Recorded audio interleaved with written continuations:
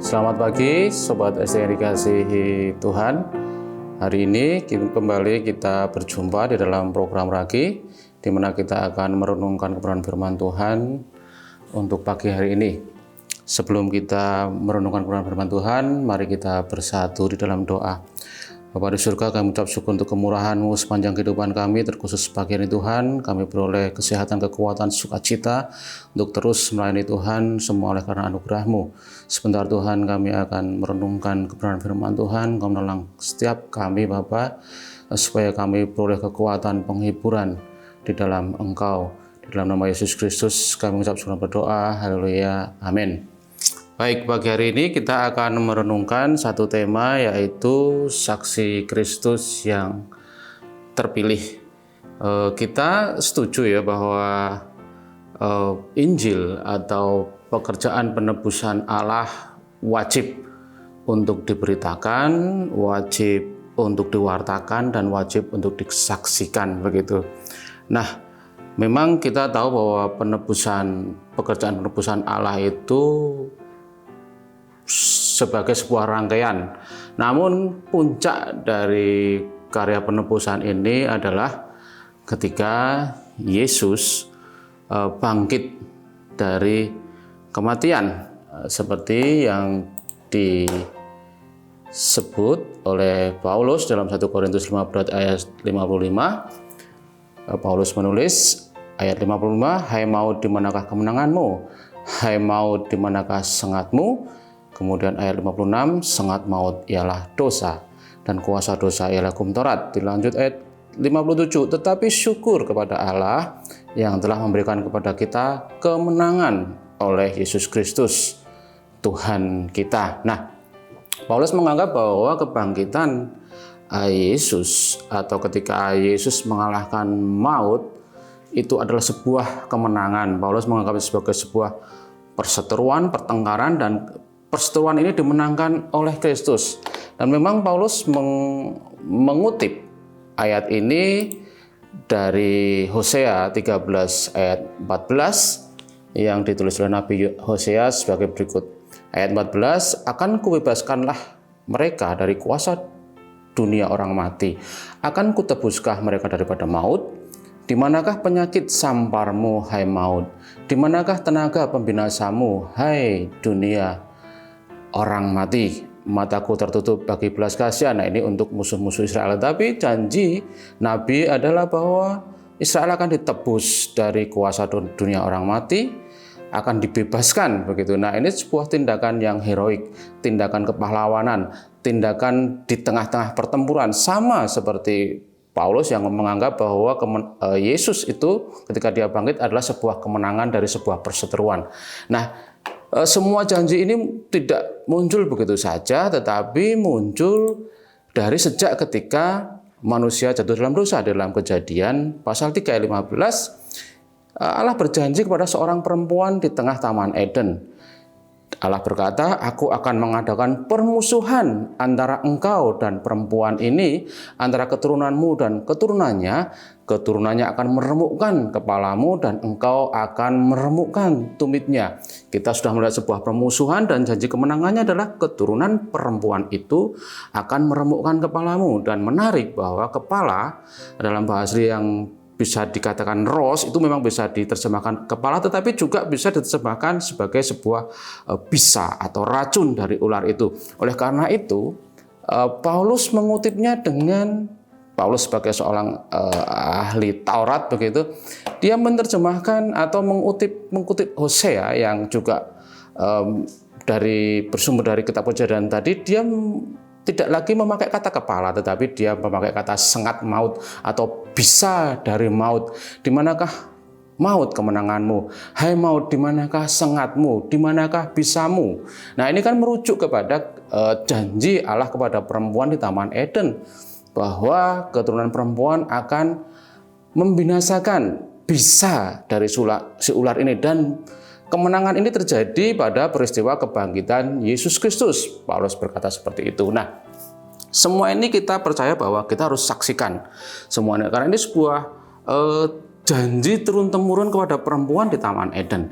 Nah, bagi keturunan perempuan akan diberikan kemenangan melalui Yesus Kristus. Kita tahu bahwa dunia membutuhkan kemenangan, atau kita tahu bahwa dunia masih dalam perbudakan oleh dosa, karena Paulus menyebut bahwa sengat maut ialah dosa. Bisa si ular ini adalah dosa, dan dosa sudah dikalahkan oleh Yesus ketika dia bangkit, dan ini harus diberitakan. Nah, peristiwa kebangkitan ini terjadi, ditulis oleh Yohanes di dalam Yohanes pasal 20 ayat 1 sampai 18. Nah, ini pasal ini panjang dan tidak akan saya baca seluruhnya, tetapi secara singkat pasal ini menceritakan tentang peristiwa kebangkitan, di mana ada beberapa orang yang hadir di tengah-tengah taman itu, taman perkuburan. Ada 3 orang paling tidak: Simon Petrus, murid yang dikasihi, dan Maria Magdalena. Nah, tetapi kita melihat bahwa hanya ada 1 orang yang kemudian menjadi saksi dari kebangkitan Kristus. Padahal, saudara dikasih Tuhan, kriteria seorang saksi menurut orang-orang Yahudi itu paling tidak memiliki 3 kriteria penting. 1, saksi itu harus punya reputasi yang baik, kredibel begitu. Kemudian saksi itu juga bukan seorang budak. Dan yang ketiga, saksi itu bukan seorang wanita. Nah, kita akan melihat kandidat pertama dari saksi kemenangan Kristus di taman perkuburan. Yang pertama kita melihat Simon Petrus. Ayat 3 dari Yohanes 20. Ayat yang ketiga, maka berangkatlah Petrus dan murid yang lain ke kubur. Kemudian karena kalah cepat, ternyata murid yang lain itu lebih dahulu sampai, tetapi kemudian Petrus ini sudah sampai di dalam taman perkuburan. Maka ayat 5, maka datanglah Simon Petrus juga menyusul dia ke dalam kubur itu. Ia melihat kain kapan terletak di tanah, sedang kain peluh yang tadinya ada di kepala Yesus tidak terletak di dekat kain itu, di kain kapan itu, tetapi agak di samping di tempat yang lain dan sudah tergulung. Petrus tidak melihat kebangkitan kemenangan Kristus. Dia hanya melihat kain kapan yang sudah tergulung, tetapi Yesus tidak menemui Petrus. Padahal ini kandidat yang paling potensial bagi seorang saksi yang kredibel menurut orang Yahudi. Kita tahu Petrus itu adalah kepala dari rasul.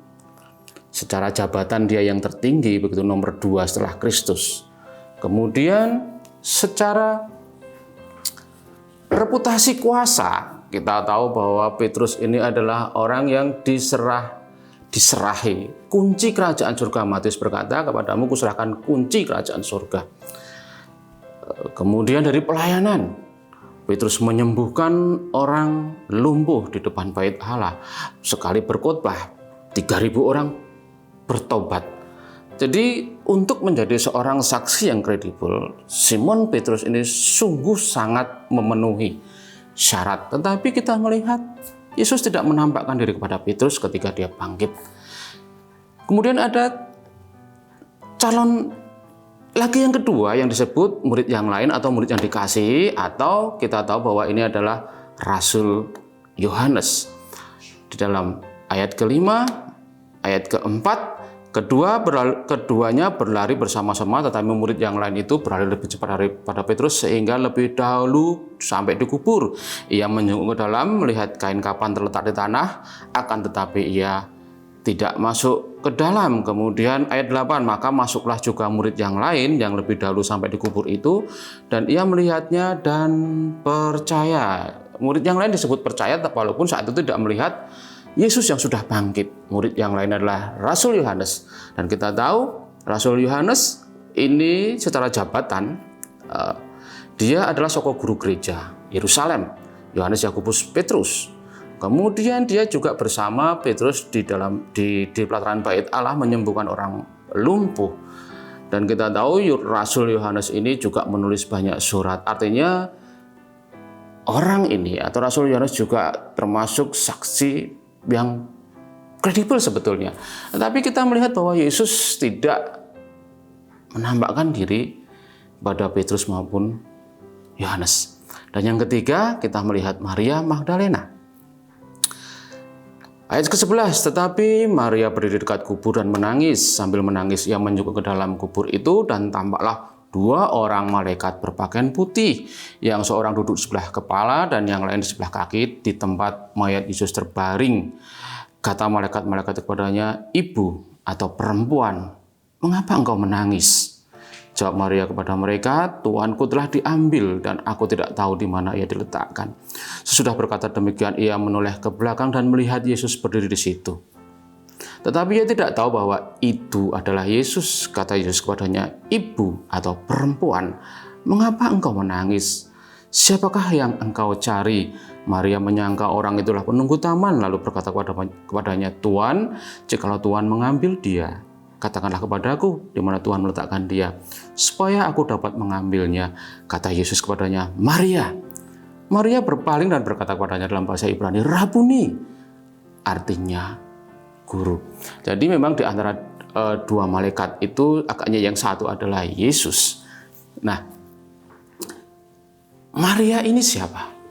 Maria jelas dia adalah seorang perempuan, artinya dia tidak memenuhi syarat yang kredibel untuk menjadi saksi bagi kemenangan Kristus atas dosa. Kemudian secara jabatan, Alkitab tidak mencatat apapun jabatan Maria. Soal kuasa, Maria juga tidak catat pernah menyembuhkan orang buta, orang lumpuh, atau apapun, berkhotbah sampai ribuan orang bertobat. Tidak ada yang dicatat atas Maria Magdalena. Tetapi lihat, Yesus memilih Maria untuk menjadi saksi yang pertama atas kemenangan Yesus terhadap dosa. Kita belajar dari pertama, menjadi saksi yang terpilih bukan soal reputasi. Menjadi saksi yang terpilih bukan soal prestasi. Tetapi menjadi saksi yang terpilih, pertama kita melihat dialog yang sangat intim. Ketika Yesus menyapa Maria, perempuan, ini bahasa aslinya perempuan, bukan ibu. Ini mengingatkan kepada Allah yang berjanji pada perempuan di Taman Eden. Ketika Allah berjanji pada perempuan itu bahwa keturunan perempuan ini akan meremukkan bisa atau kepala ular. Nah, di taman kubur ini disebut taman juga, Yesus berkata, "Perempuan, mengapa engkau menangis?" Ini dialog yang sangat erat, karena Yohanes menulisnya dalam bentuk present semuanya. Seakan-akan drama ini sedang terjadi. Nah, kemudian Maria menjawab. Kemudian sekali lagi Yesus berkata, "Perempuan, mengapa engkau menangis? Siapakah yang engkau cari?" Dialog yang sangat intim, dan pada puncaknya Yesus menyapa nama Maria, dan Maria mengenal suara gembalanya. Ini adalah sebuah keintiman. Menjadi saksi yang terpilih adalah soal hubungan erat dengan Allah, bukan soal reputasi, bukan soal prestasi, tetapi keintiman dengan Allah. Yang kedua, menjadi saksi yang terpilih adalah Alkitab mencatat Maria ini ketika dia dipulihkan, disembuhkan dari 7 setan yang menguasainya, kemudian dia memilih untuk mengikuti Yesus dimanapun Yesus berada, dimanapun Yesus melayani, baik di kota-kota, di desa-desa. Di Yerusalem ketika Yesus dielu-elukan, di desa-desa ketika Yesus menginjili, maupun di bawah kayu salib ketika Yesus mendekati ajal. Menjadi seorang saksi yang terpilih adalah menjadi seorang yang setia di dalam pelayanan. Tidak terbatas ketika melayani dalam Yerusalem, kota Yerusalem. Tidak terbatas pelayanan itu ada dimanapun. Bahkan ketika pelayanan itu ada di bawah bayang-bayang salib, Maria ada di sana. Jadi saudara-saudara yang kasih Tuhan, ketika saudara ada di tempat ini menjadi saksi-saksi yang terpilih oleh Allah, ingatlah, bangun keintiman. Karena kita sudah dipilih menjadi saksi erat dengan Allah. Seperti Maria. Kedua, setia melayani dimanapun Allah letakkan. Apapun situasi pelayanan kita, entahkah pelayanan yang penuh berkat, penuh kemuliaan, ataukah pelayanan yang penuh penderitaan, ada di bawah bayang-bayang salib, setia seperti Maria. Tuhan Yesus memberkati. Amin.